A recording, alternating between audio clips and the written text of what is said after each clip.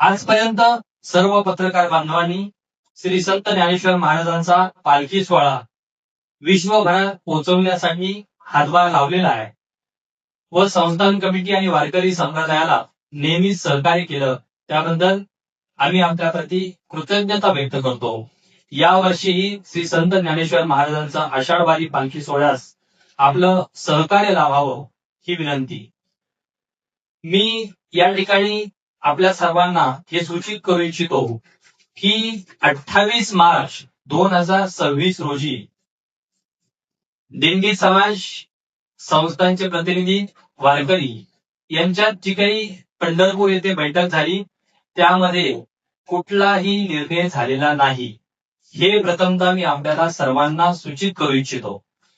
त्या ठिकाणी ज्या काही सूचना आलेल्या आहेत त्यामध्ये प्रामुख्यानं भवानी पेठ येथील मुक्कामाबाबत ज्या काही अडचणी आहेत त्या अडचणींबाबत काय उपाययोजना करता येतील याची सर्वांनी पाहणी करावी।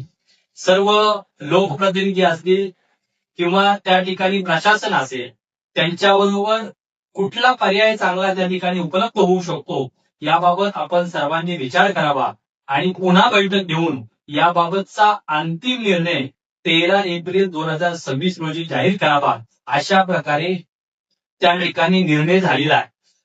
समाज माध्यमामध्ये भवानी पेठ येथील मुक्काम हलवला जात आहे। पालखी पुण्यामध्ये फक्त एकच दिवस मुक्कामासाठी असणार आहे। अशा प्रकारे गैरसमज निर्माण होत असल्यामुळं आज या पत्रकार परिषदेचं आयोजन केलेलं आहे।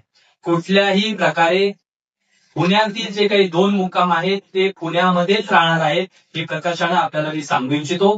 त्याचबरोबर भवानी पेठ येथील मुक्कामाबाबत प्रशासनाशी लोकप्रतिनिधीशी आमचे सर्व वारकरी असतील त्यांच्याशी भवानी पेठ येथील सर्व जे काही पदाधिकारी असतील त्या सर्वांशी चर्चा करून चांगल्या सोयी सुविधा कशा प्रकारे उपलब्ध होतील याची सर्व तपासणी करून त्या ठिकाणी आम्ही सर्वजण एकत्रित बसून सर्वांना विश्वासात घेऊन त्या ठिकाणी निर्णय घेणार आहोत। आपल्याला विनंती आहे की आपण भवानी पेठ येथील मुक्काम हलवला, पुणे येथे एकच दिवसाचा मुक्काम राहणार आहे अशा प्रकारची कुठलीही वार्तांकन करू नये अशी विनंती आहे। कारण तशा प्रकारचा कुठलाही निर्णय अद्यापर्यंत घेण्यात आलेला नाही।